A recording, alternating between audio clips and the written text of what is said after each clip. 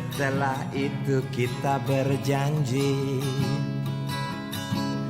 tadi pagi, esok hari atau lusa nanti, Garuda bukan burung perkutut, sang saka bukan sandang pembalut. Dan coba kau dengarkan, Pancasila itu bukanlah rumus kode buntut yang hanya berisi harapan, yang hanya berisi khayalan. Pemirsa yang budiman, kita ketemu lagi dalam podcast Saatnya Cendekiawan Berbicara. Tentu kita juga tetap dalam tema untuk membangun peradaban bangsa yang bertitik tolak pada 3 ranah Pancasila: ranah tata nilai, tata kelola, dan tata sejahtera. Kali ini kita akan mencoba mengupas tentang membangun manusia Indonesia yang merdeka. Bagaimana membentuk pribadi manusia Indonesia yang merdeka. Tentu akan kita ikuti secara cermat dari para narasumber yang saat ini telah ada di hadapan kita bersama. Yang pertama adalah Bapak Ponco Sutowo, seorang pengusaha yang patriotik. Yang kedua adalah Dr. Yudi Latif, seorang cendekiawan muslim yang akhir-akhir ini menulis sebuah buku tentang apa jadinya dunia tanpa Indonesia. Kedua narasumber ini akan berbicara tentu saja soal pembebasan bagi manusia Indonesia, bagi kemerdekaan yang seharusnya kita miliki sebagai bangsa. Memang negara kita ini kurang lebih sudah 70 tahun merdeka. Merdeka untuk negara. Tapi pertanyaannya adalah, apakah kemerdekaan negara ini telah menghunjam, bermanifestasi, membentuk manusia-manusia Indonesia yang merdeka? Bagaimana mental manusia Indonesia yang merdeka ini? Nah, dalam kaitan ini saya kira pertama saya ingin menyampaikan selamat datang kepada Pak Ponco dan Bung Yudi di dalam podcast kali ini. Persoalan tadi yang saya kemukakan, mungkin Pak Ponco pertama untuk bisa mengutarakan tentang bagaimana langkah-langkah kita dalam membangun, mengisi, dan memanifestasikan keinginan kita untuk membangun manusia Indonesia yang merdeka ini. Kami persilahkan Pak Ponco. Terima kasih Pak Zaki. Sebelumnya barangkali saya kasih latar belakang pemikiran. Indonesia merdeka 8 dekade yang lalu. Setelah 8 dekade kita masih melihat berapa kegelisahan kita bahwa hasilnya belum seperti apa yang kita harapkan. Untuk itu barangkali kita mesti memahami Indonesia itu apa.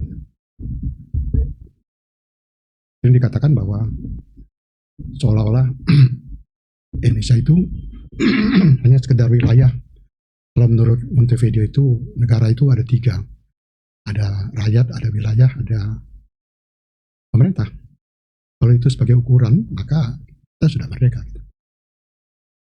Tetapi merdeka yang kita harapkan itu adalah pembebasan masyarakat di wilayah Nusantara ini dari 3 macam penindasan: penindasan politik, penindasan ekonomi, dan penindasan budaya. Proklamasi adalah tindakan politik. Jadi secara politik memang bisa dikatakan kita sudah merdeka. Tapi secara sosial, ekonomi, dan budaya hal itu belum tercapai. Dalam ekonomi kita masih lihat bahwa ketimpangan, ketergantungan rakyat terhadap impitan ekonomi luar biasa. Kita masih belum bisa menyelesaikan persoalan yang kita harapkan ada di negara mereka. Pertanyaannya kenapa? Karena kemerdekaan politik itu tidak otomatis memberikan kemerdekaan batin. Kemerdekaan, proklamasi kemerdekaan itu proses politik. Sedangkan kemerdekaan manusia adalah proses budaya, proses peradaban. Jadi, walaupun kita sudah 80 tahun merdeka secara politik, tapi manusia Indonesia belum merdeka. Sering kita harus ingat bahwa untuk mencapai kemerdekaan negara yang berdaulat, yang merdeka, berdaulat, bersatu, berdaulat, adil dan makmur itu memerlukan kemerdekaan di politik, di ekonomi dan di sosial budaya. Kalau Bung Karno mengatakan trisakti lah gitu, ukurannya. Dan itu hanya bisa dicapai kalau rakyat Indonesia, masyarakat Indonesia itu sudah terbebaskan gitu. Sudah terbebaskan dari penjajahan mental. Sekarang ini jejaknya masih terlalu banyak. Kita lihat, kita merasa selalu rendah diri, kurang percaya sama kemampuan diri, merasa inferior dibandingkan bangsa lain, dan kita ragu dengan membayangkan masa depan sendiri gitu. Merancang masa depan itu adalah yang paling baik adalah dengan merancang bagaimana bentuknya. Kalau itu tidak ada, maka kita tidak akan mampu membayangkan masa depan seperti apa. Itu kira-kira persoalan yang kita hadapi hari ini gitu. Maka menjadi satu prasyarat, kondisi sine qua non untuk mencapai kemerdekaan itu, rakyat Indonesia harus dulu bisa bersikap, bertindak dan berpikir merdeka sebagai karakternya. Itu kira-kira latar belakangnya kenapa gitu. Jadi ini sejak 350 tahun itu tidak otomatis putus dengan proklamasi kemerdekaan. Tetapi 17 Agustus 45 itu awal, bukan akhir dari itu. Kalau kita lihat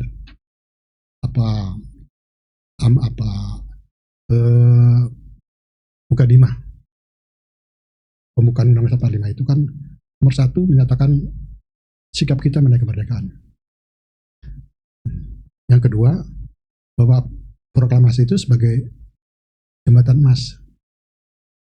Yang ketiga adalah bahwa itu semua ada modal spiritualnya berkat rahmat Allah dan dengan keinginan luhur untuk memerdekakan gitu. Jadi itu satu rangkaian. Baru yang keempat itu mengenai bagaimana tata kelolanya untuk bisa merdeka. Pemerintahnya dibangun kayak apa gitu. Sepertinya kayaknya kita abai gitu terhadap pesan-pesan itu. Jadi seolah-olah Indonesia sebagai gerakan pembebasan itu sampai hari ini belum dilihat hasilnya gitu. Belum dilihat hasilnya dengan baik karena kita menghadapi kendala atau karena kita abai.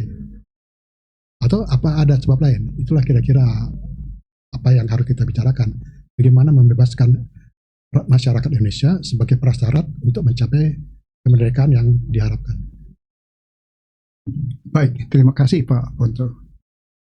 Ada pertanyaan tadi dari Pak Ponco itu yang mungkin bisa didekati oleh Bung Yudi. Agar kita tidak abai untuk membangun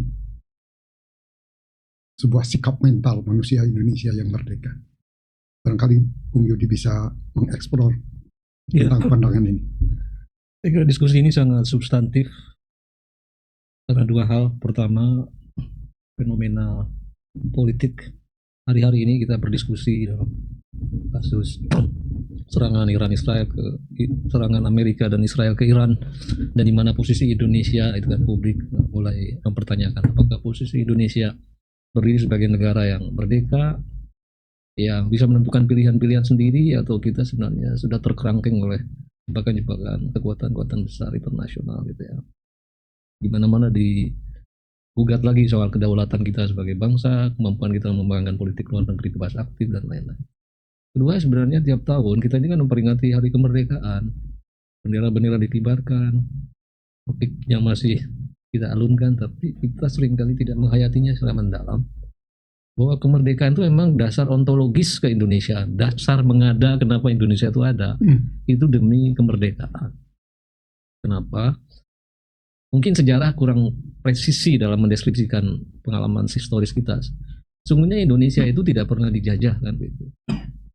Jadi yang pernah dijajah apa? Yang pernah dijajah itu adalah entitas-entitas kekuasaan lokal, kerajaan-kerajaan dan kesultanan-kesultanan yang di zaman Belanda itu jumlahnya sekitar 250 sampai 330 kerajaan dan kesultanan, tergantung di periode mana lihatnya. Bukan berarti kerajaan-kerajaan ini tidak melakukan perlawanan. Sejak POC datang saya di mana-mana terjadi perlawanan. Tadi perlawanan itu bersifat sporadik dan dengan engineering kolonial mudah dibenturkan satu kekuatan dengan kekuatan lain. Belum ada satu kerangka pembebasan yang sifatnya ideologis yang bisa menyatukan seluruh kepingan-kepingan perjuangan ini ke dalam satu, namanya itu national block bersama. Nah, gagasan untuk menautkan gimana serpihan-serpihan perlawanan ini ke dalam satu kekuatan bersama itu memerlukan satu kode bersama kemana kita arahkan seluruh perjuangan itu. Dan kode bersama itu baru ditemukan sekitar tahun 20-an ketika Perhimpunan Indonesia di Belanda mulai memperkenalkan istilah Indonesia. Jadi Indonesia ini satu neologisme, jadi istilah lama tapi diberi konteks pemahaman baru. Awalnya istilah Indonesia itu kan istilah yang muncul dalam studi etnologis geografis untuk menunjuk satu kawasan kepulauan antara Pasifik dan Samudra India yang menurut perspektif Barat secara kultural berciri Indik, gitu, dipengaruhi India. Dan itu bantangannya bukannya Indonesia sampai ke Maldives, semua itu adalah disebut sebagai Indonesia itu. Tapi istilah lama ini oleh para pelopor pergerakan pemuda di Perhimpunan Indonesia mulai dikasih pemaknaan baru. Indonesia ini dipakai sebagai pengganti, sebagai istilah politik untuk mengganti Hindia Belanda gitu. Memang awalnya muncul protes dari orang Belanda sendiri seperti Van der Plas, ya gimana kalian menggunakan istilah Indonesia untuk merujuk Hindia Belanda, berarti istilah Indonesia bontangan kepulauan yang jauh lebih luas melampaui Hindia Belanda. Tapi kata Hatta, lihat aja United States of America, itu arti harfiahnya kan negara serikat seluruh benua Amerika gitu. Tapi dengan klaim politik terus diklaim, lama-lama orang juga tahu namanya USA itu tidak meliputi seluruh benua Amerika, tapi hanya satu kawasan di Amerika Utara yang kita sebut sekarang sebagai Amerika Serikat. Begitupun dia bilang nanti Indonesia itu kalau kita klaim secara politik kita perjuangkan, itu lama-lama juga orang punya asosiasi namanya Indonesia itu pengganti dari Hindia Belanda yang bisa menyatukan seluruh gugus-gugus kerajaan kesultanan itu dalam satu perlawanan baru demi kemerdekaan bersama itu. Nah, makanya kata Bung Hatta, Indonesia adalah satu cita-cita politik di masa depan yang untuk memperjuangkannya itu semua kekuatan, seluruh elemen bangsa harus berjuang dengan sekuat tenaga gitu.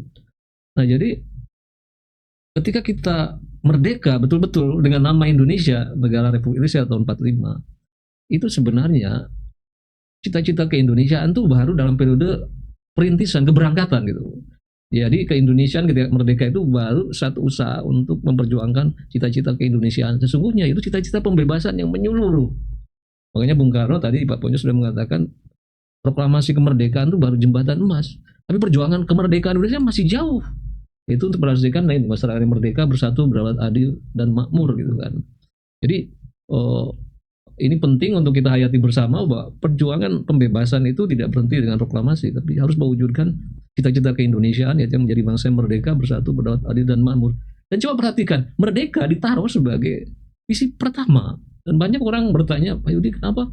Katanya kita sudah merdeka. Tapi kata merdeka masih ditaruh sebagai visi ya, bernegara. Nah saya bilang, karena cita-cita merdeka kita itu luas dan menyeluruh. Merdeka itu bisa merdeka dalam arti negatif, merdeka juga bisa berarti positif. Merdeka dalam arti negatif artinya kita merdeka dari apa? Dari penjajahan, dari eksploitasi, dari diskriminasi, dari berbagai bentuk penindasan. Itu merdeka dari apa? Tapi bukan hanya itu, karena manusia dilahirkan tidak hanya untuk mencegah keburukan, bukan hanya nahi munkar, tapi juga diperintahkan ilahi untuk membangun kebaikan. Maka juga merdeka untuk apa? Merdeka untuk mengolah potensi insaninya, merdeka untuk mengolah karunia sumber daya yang Tuhan anugerahkan kepada kita, merdeka untuk mencapai versi terbaik dari bangsa ini, merdeka untuk berserikat, untuk berkumpul. Itu satu visi yang jauh yang selama ini mungkin betul-betul setelah 80 tahun kita merdeka, keberangkatan 45 itu belum berangkat terlalu jauh gitu untuk mencapai ufuk kemerdekaan yang luas dan mendalam itu. Makanya saya kira gagasan untuk membincangkan ulang tentang bagaimana kita membangun Indonesia merdeka itu sungguh-sungguh nggak pernah aus. Itu adalah satu proyek esensial, substansial, eksistensial yang harus terus kita gaungkan gitu Pak Jaki. Baik. Pak Ponco, tadi Bung Yudi itu mengaitkan perubahan sikap untuk kita bisa merdeka itu dengan kondisi sekarang. Kondisi yang sedang dihadapi oleh bangsa Indonesia, negara ini, dengan sikap pimpinan kita, Presiden Prabowo ini. Apakah itu juga punya andil bagi membangun sebuah mental merdeka? Atau sebaliknya? Bagaimana menurut Pak Ponco? Iya, pertama begini, tadi Bung Yudi udah katakan bahwa merdeka itu adalah, proklamasi itu adalah awal dari pergerakan kemerdekaan yang mempunyai nilai. Tahun 20-an itu hanya berupa gagasan, tapi menjadi realitas politik sejak proklamasi. Ya. Tapi belum mencapai tujuan, itu awal. Gitu. Sekarang ini kita lihat kenapa seolah-olah merdeka itu sudah tercapai gitu.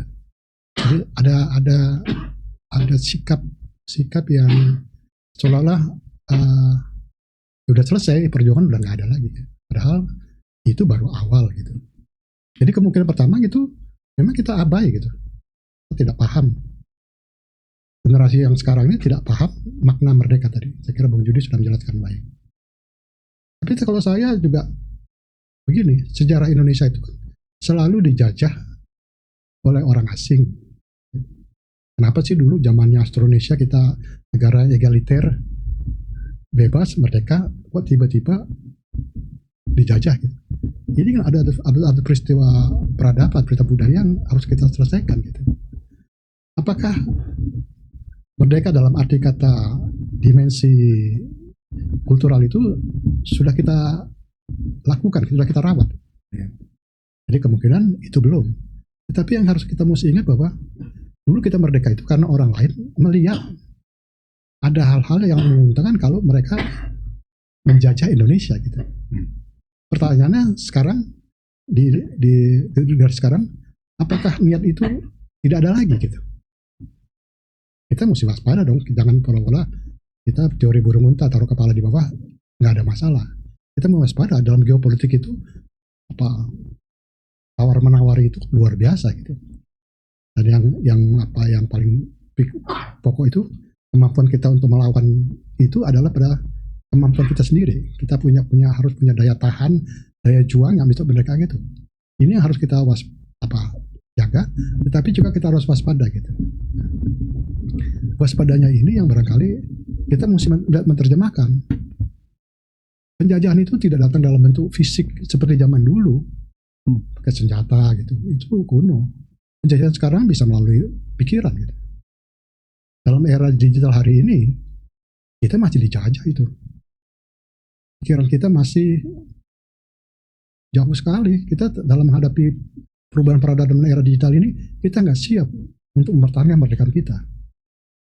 Pikiran-pikiran itu bersimpang siur yang sama sekali tidak ada, barangkali nuansa kemerdekaan yang sebagai inti pokok kita itu hampir nggak ada gitu. Pertanyaannya, loh, apa kita sadar ancaman itu? Nah itu bentuk-bentuk baru gitu. Dan apalagi kalau kita lihat, dulu kita merdeka itu karena ada sekelompok elit yang feodal yang menikmati gitu. Penjajahan itu tidak berlaku buat dirinya, dia malah menikmati gitu. Ini juga perlu kita perhatikan, apakah sisa-sisa itu masih ada, sudah hilangkah, atau malah tambah besar gitu. Kalau lihat disparitas kehidupan masyarakat, the have and the have not itu begitu besar. Ini bukan gejala kemerdekaan ini, gejala ketergantungan ini. Jadi itu juga bentuk yang harus kita antisipasi gitu. Dan dari dulu yang menjadi ciri khas Indonesia itu adalah peran cendekiawan.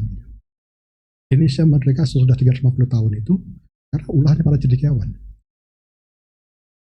Tidak, kalau kita lihat beberapa superhero di Ponorogo, Imam Bonjol, segala macam ahli itu pemuka-pemuka kerajaan-kerajaan kecil itu, semua tidak bisa menyelesaikan persoalan gitu. Sekelompok creative minority yang merubah itu semua gitu. Hari ini pengkultusan itu sangat marak gitu. Sangat marak kultusan. kita masih percaya sama Ratu Adil, kita masih percaya sama Satrio Paningit gitu. Apa iya? Itu jalan yang harus kita tempuh. Jadi ini barangkali yang harus kita renungkan, kita wujudkan. Cendekiawan, sudah 120 tahun yang lalu, 100 tahun yang lalu, cendekiawan kita memberikan kita. Hari ini, apa sudah selesai tugas itu? Kalau melihat tantangan tadi bahwa perjuangan kemerdekaan belum selesai, ya artinya masih ada pekerjaan gitu. Persoalannya, sudahkah cara cendekiawan kita terpanggil untuk menyelesaikan persoalan ini dengan sebaik-baiknya gitu, dan mengajak mencerahkan masyarakat, karena pembebasan masyarakat itu menjadi prasyarat utama untuk merdeka. Tidak ada satu orang kelompok pun, maukah dia superhero maupun cendekiawan, yang bisa merdeka kalau keinginan merdekanya tidak ada di masyarakat gitu. Tidak ada di masyarakat, apalagi Indonesia yang modal sosialnya sangat kuat, gotong royong menjadi simbol gitu. Semua persoalan besar di Indonesia itu semua hanya bisa diselesaikan dengan gotong royong gitu. Jadi nuansa itu yang harus kita bangun kalau kita mau menghadapi gitu. Kita nggak bisa berharap nanti Allah kasih kita kebebasan tanpa upaya kita sendiri. Nggak mungkin itu. Harus ada upaya sungguh-sungguh dari kita untuk memerdekakan bangsa ini. Itulah kira-kira lagi menurut saya yang harus kita lakukan hari ini untuk menghadapi itu semua. Kalau nggak nanti kita hanya terlena saja, seolah-olah ya sudah, kalau bahasa Inggrisnya complacent gitu, sudah beres lah semua gitu. Ini barangkali yang mesti kita gali, kita kerjakan hari ini. Dan itu menjadi tugas kita semua. Setiap insan, setiap individu, terutama para cendekiawan, tugas itu harus dilakukan. Baik, saya kira ini tugas cendekiawan cukup berat nih. Apalagi dengan tadi Pak Ponco menyinggung bagaimana membangkitkan daya juang dari masyarakat atau komunitas yang seharusnya ikut bergotong royong dalam membangun jiwa yang merdeka, sikap, pandangan yang merdeka, dan lain sebagainya dalam kerangka kemerdekaan kita. Walaupun tadi Bung Yudi mengatakan bahwa ini baru masuk kepada jembatan. Kalau baru melangkah, ya baru melangkah. Tapi bagaimana ini mengajak cendekiawan di satu pihak, mengajak masyarakat di pihak lain, tetapi ada peran digital yang tadi disinggung oleh Pak Ponco. Bagaimana ini peran digital ini supaya bisa juga memberikan kontribusi terhadap membangun mental kemerdekaan ini. Silakan Pak. Ya, jadi prasyaratnya untuk memperjuangkan kemerdekaan saya kira perlu kesadaran dan kewaspadaan tadi itu. Pertama, kesadaran kecendekiaan itu penting karena pertama gini, kata merdeka sendiri itu dari bahasa Sanskerta itu artinya bijak, terpelajar, dan terang budi gitu. Makanya gak heran untuk bisa merdeka itu kesadaran budi, kebijaksanaan, dan kedalaman pengetahuan itu menjadi penting. Dari situ tumbuh kesadaran. Kesadaran yang harus kita hayati itu pertama gini, Indonesia itu sebenarnya bangsa pelopor awalnya. Itu negara pertama yang merdeka pasca Perang Dunia Kedua, dan Indonesia menjadi pelopor dekolonisasi di seluruh penjuru bumi. Itu penting. Dan kemerdekaan Indonesia itu menjadi template, jadi role model bagi gerakan-gerakan dekolonisasi bangsa-bangsa lain. Ya, misalnya taktik gerilyanya Sudirman kan ditiru oleh Ho Chi Minh, gerakan-gerakan diplomasi kita ditiru oleh Aljazair dan lain. Singkat kata, Indonesia itu pelopor dekolonisasi, tetapi meskipun kita sebagai pelopor dekolonisasi, justru membuat kita harus punya kesadaran reflektif yang lebih dalam lagi. Karena seperti diingatkan oleh para tokoh-tokoh pembebasan ya, seperti Soekarno, Frans Fanon, dia bilang gini, warisan terburuk dari kolonialisme itu bukan seberapa banyak nyawa yang melayang dan berapa banyak harta yang dijarah, tapi warisan mentalitas kolonial yang bersemayam di generasi-generasi pasca kolonial yang Frans Fanon nyebutnya black skin white mask. Jadi kulitnya kulit hitam tapi pikirannya pikiran penjajah gitu. Mindsetnya itu mindset penjajah gitu. Artinya yang terburuk itu sebenarnya bukan meratapi berapa banyak dulu penduduk kita mati atau berapa banyak harta kita yang dijarah oleh VOC dan lain-lain. Itu ya, tapi yang prolongs ya, yang berkelanjutan itu adalah mentalitas kolonial yang mengendap di dalam jiwa-jiwa masyarakat pasca kolonial.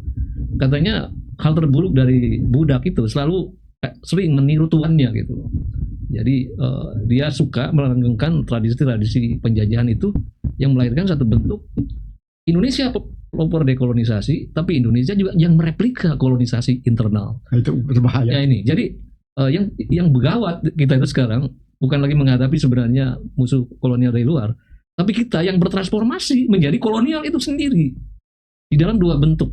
Pertama katanya kalau kolonialisme lama itu berkuasa atas prinsip namanya terra nullius, seolah-olah ada ruang kosong yang oleh karena itu si penjajah boleh melemparkan, memasukkan apapun seolah-olah itu ruang itu kosong. Jadi misalnya POC, kalau Banda itu kosong, ya Bantai, penduduk Banda itu lalu diisi oleh penduduk dari luar. Atau orang Inggris melemparkan penduduknya ke Australia, seolah Australia itu tanah yang kosong gitu.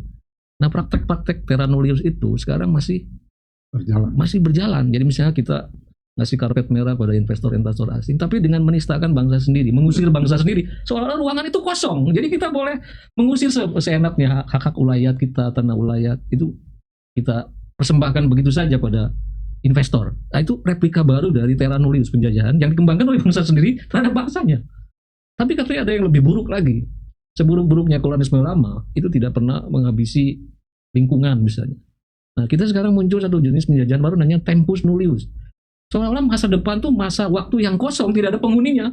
Sehingga kita bisa aji mumpung sekarang, gunduli hutan, garuk seluruh sumber daya alam itu, habiskan untuk kepentingan oligarki hari ini, sehingga tidak menyisakan apapun bagi generasi mendatang.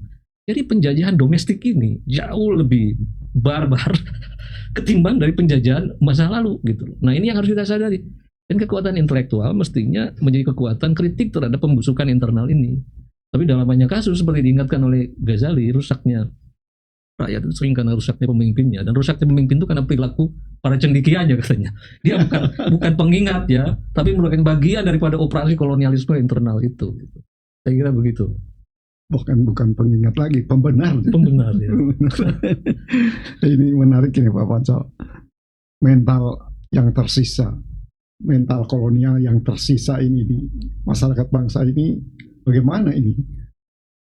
Ya jadi begini, kita selalu diberi tantangan tapi juga diberi harapan. Allah itu adil, gak mungkin dikasih tantangan lebih berat dari kemampuan. Kalau kita percaya itu, maka wajib bagi kita untuk selalu berikhtiar. Hanya dengan berikhtiar itulah kita bisa menyertai persoalan. Di pembukaan Undang-Undang Dasar 45 itu ada gitu, berkat rahmat Allah kita mencapai kemerdekaan gitu. Itu seolah-olah nggak ada pengaruhnya, itu hanya semacam preambul saja. Padahal itu ada pesan moral yang paling penting. Nomor satu, kita mesti percaya bahwa ini adalah rahmat dari Allah yang harus kita syukuri kemerdekaan itu. Kedua itu ada nilai luhur, yaitu memerdekakan. Gitu. Dua ini harus menjadi sikap mental dari semua orang, terutama para cendekiawan. Cendekiawan itu diberi keselebihan oleh Allah, kepandaian gitu.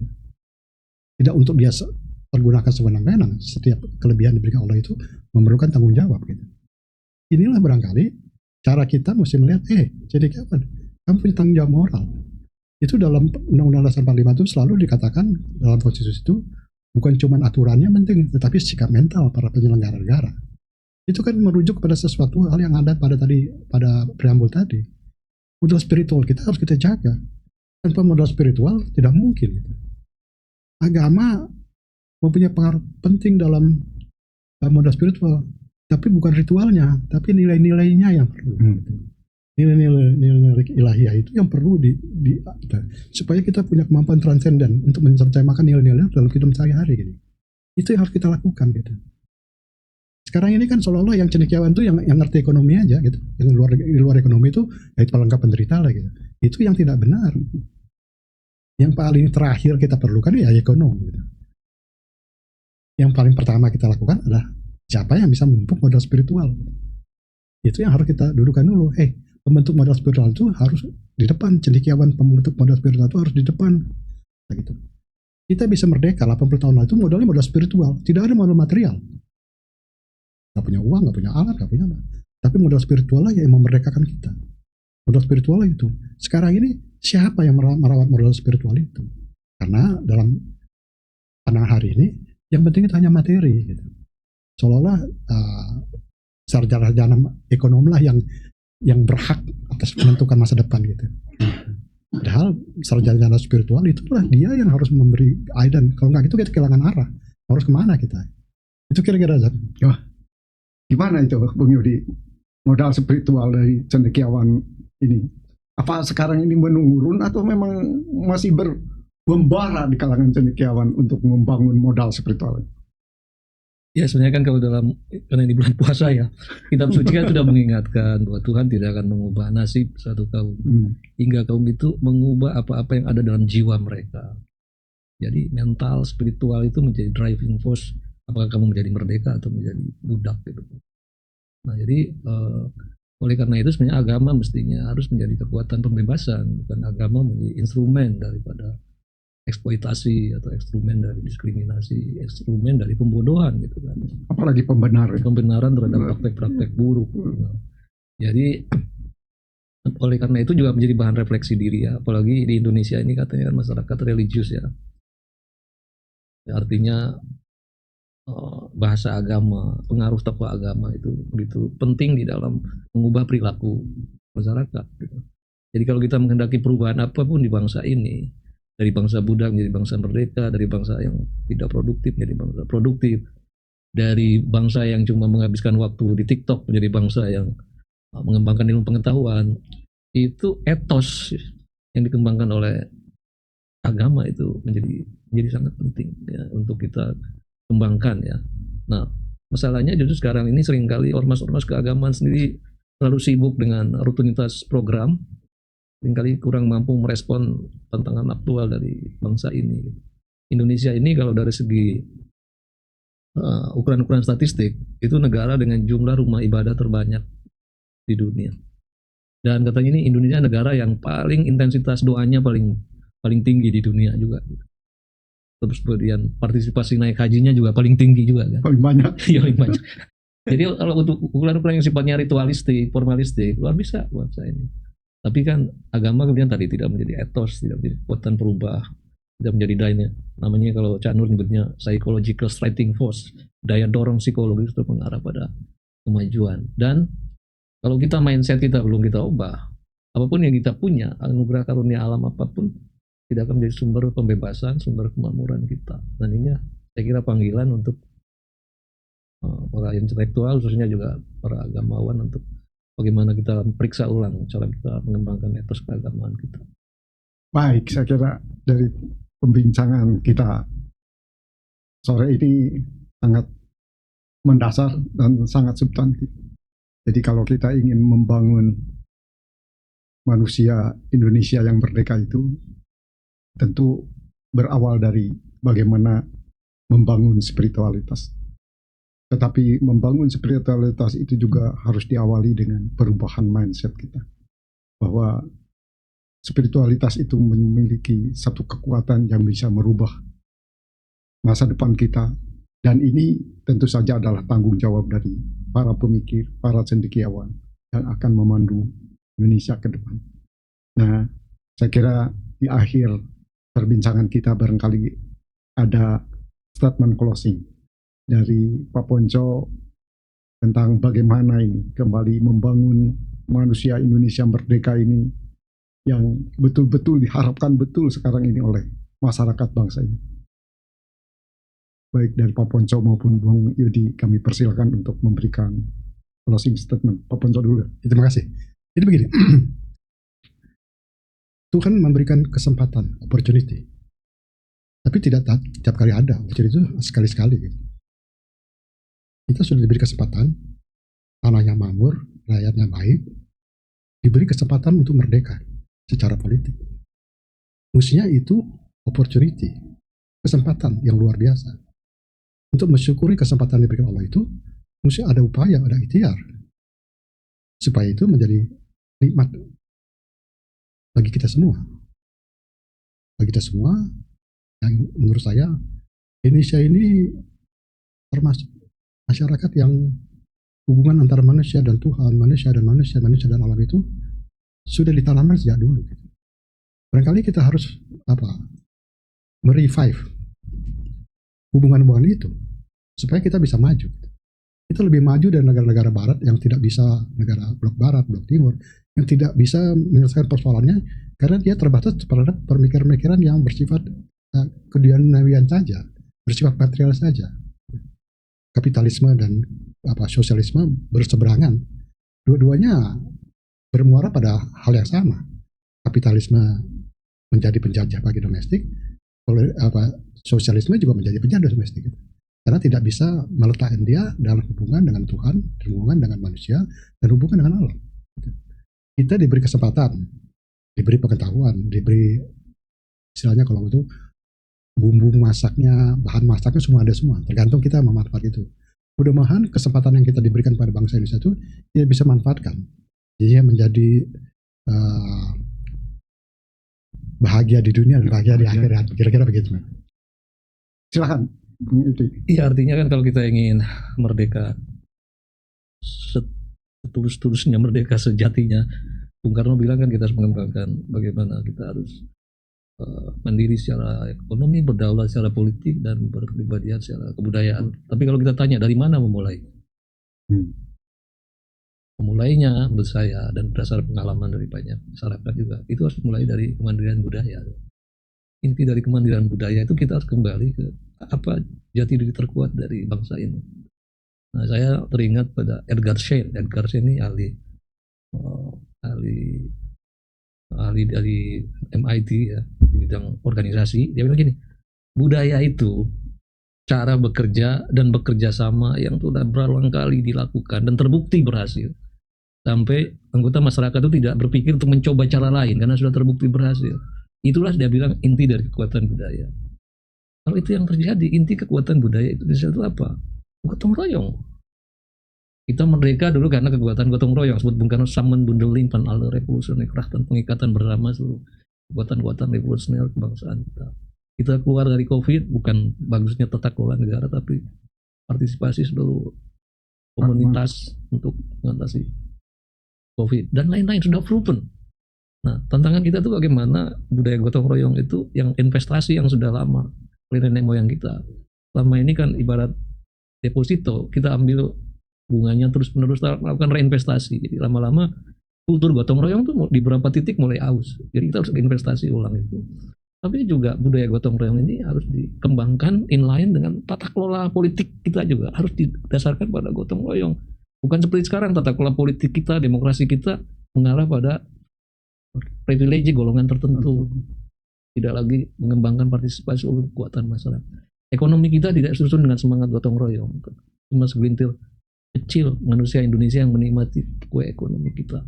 Nah, jadi bagaimana nilai gotong royong sebagai inti kekuatan budaya kita terjapkan ke dalam tata kelola dan ke dalam tata sejahtera kita, dan itulah launching pad dari kemerdekaan Indonesia. Saya kira itu. Terima kasih. Terima kasih. Jadi kalau dilihat dari sisi agama itu ikatan berjamaah itu harus lebih kuat.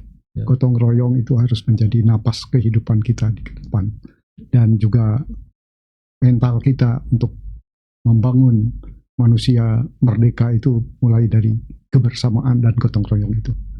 Saya terakhir terima kasih ini kepada Pak Ponco yang telah hadir di dalam podcast kita kali ini. Bung Yudi juga walaupun dalam keadaan kurang sehat, tapi alhamdulillah semangat untuk memberikan pikiran-pikirannya, cukup memberikan inspirasi. Para pemirsa yang budiman, demikianlah bincang-bincang kita hari ini dalam rangka membangun manusia Indonesia yang merdeka, dan kita sepakat untuk coba menyimak kembali apa pikiran-pikiran yang telah disampaikan oleh Pak Ponco maupun oleh Bung Yudi. Terima kasih sekali lagi kepada Pak Ponco dan Bung Yudi.